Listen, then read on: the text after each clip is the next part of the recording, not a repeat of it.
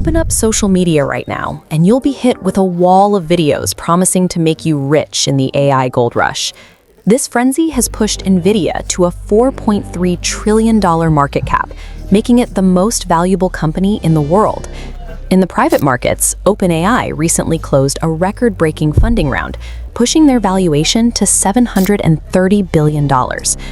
Zoom out across the tech sector, and you will find that AI startups are currently absorbing 61. When growth relies on a handful of concentrated pillars, investors start looking backward to the year 2000, asking if we're inflating another dot-com bubble. The true risk extends beyond a temporary dip in stock prices to a deeper question. Is this economy built on a massive mathematical miscalculation? During the peak of the dot-com era, the hype was completely disconnected from business reality. Only 14% of tech companies going public actually turned a profit. Today, the companies driving the boom, Microsoft, Meta, Google, are generating substantial, verified cash flows. On the hardware side, NVIDIA isn't coasting on promises. They are operating with 53% net margins. These hyperscalers are paying for their data centers with cash they already have, not speculative debt. So if an AI crash happens, it won't trigger because the infrastructure builders went broke. The mechanism for failure is happening further down the chain. The economic tension right now lies in the gap between what costs to build this technology and what people are actually willing to pay to use it. This bar on the left represents big tech's projected AI capital expenditure for 2026, up to $700 billion. Over on the right is the output. Data shows 95% of enterprises currently get zero return on investment from their AI spending. Financial analysts have a specific name for this discrepancy, the Bean Gap. To justify the immense cost of the compute power being built today, AI companies will need to generate $2 trillion in annual revenue by 2030. Current projections show the industry missing that target by a staggering $800 billion shortfall. You cannot finance trillion-dollar infrastructure by selling generalized consumer chatbots. Without a surge in paying enterprise customers, the math simply collapses. The impending market correction will act as a violent thinning of the herd, selectively eliminating fragile players while leaving core infrastructure intact. The casualties will be the cash-burning startups building generic AI wrappers, companies that generate almost no revenue, yet boast valuations of hundreds of millions of dollars per employee.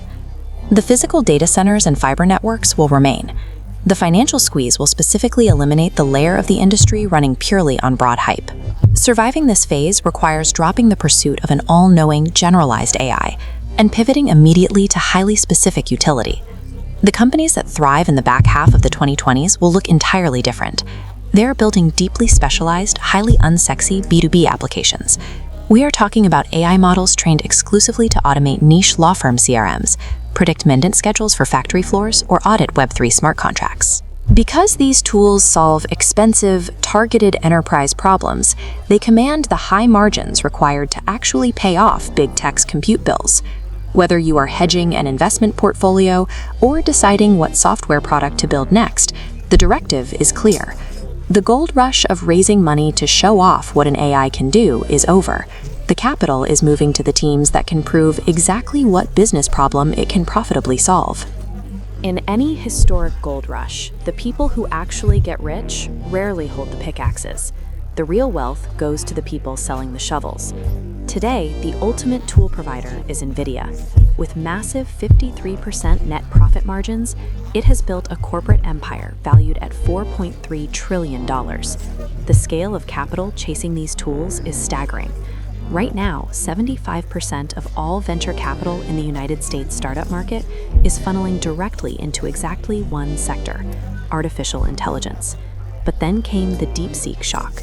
A tiny Chinese startup managed to build a highly competitive AI model from scratch, spending a total of just $5.6 million. This stock chart from January 27, 2025, shows the market's brutal reaction. In a single day of trading, that $5 million disruptor erased $588.8 billion of NVIDIA's market cap. If a multi-trillion-dollar giant can lose $500 billion over a competitor with a rounding error budget, the entire financial foundation of this tech boom is structurally fragile. Move past the big tech giants, and the picture gets worse. Industry estimates now project that 80% of VC-funded AI startups will fail completely by the end of 2026. Many of these companies, like Jasper AI or Builder.ai, fell into the wrapper trap. They built businesses that were effectively thin user interfaces resting on top of external models built by others. The problem with being a wrapper is that the moment OpenAI or Google releases native features, that thin layer of software is instantly crushed. This middle layer of the economy isn't building proprietary technology, they're simply renting it, and now the landlords are starting to evict them. Beneath the failing startups lies the mathematical logic keeping this entire market afloat. Massive capital expenditures, or CapEx, by the world's largest companies. This chart shows historical spending versus the $650 to $700 billion 2026 AI CapEx planned by Microsoft, Google, Amazon, and Meta. Bain estimates a $2 trillion 2030 revenue target is needed to justify this. Yet MIT finds 95% of enterprises get zero return. We have seen this math problem before. When you compare these disconnected infrastructure costs and the high expected price-to-earnings multiples for early 2026, the numbers closely mirror the environment right before the dot-com crash in March of 2000. The market is executing a high-stakes gamble. Infrastructure spending has entirely detached from actual corporate cash flow. The middleman software bubble is deflating, but the underlying technological shift moving the global economy is permanent. As AI rapidly drives the cost of creating software down to zero, the rarest and most valuable assets left in the market are human trust and distribution. You can capitalize on this by building micro-authority on underutilized platforms. On LinkedIn, for example, only 1 to 3% of the platform's 1 billion users actually post content, but you cannot rely on rented algorithms. You have to move that audience into an owned pipeline, using targeted lead magnets to build a dedicated list with automated email sequences. For investors, the strategy is second-order investing. Instead of guessing which AI software tool will survive the coming wars, you focus on the physical requirements of the machines themselves. These massive data centers require unglamorous, hard physical infrastructure to operate. The real sustained growth is in the companies producing the power grid components and the specialized liquid cooling systems required to keep the servers from melting down. The true winners of this gold rush will not be the prospectors chasing the shiniest new software.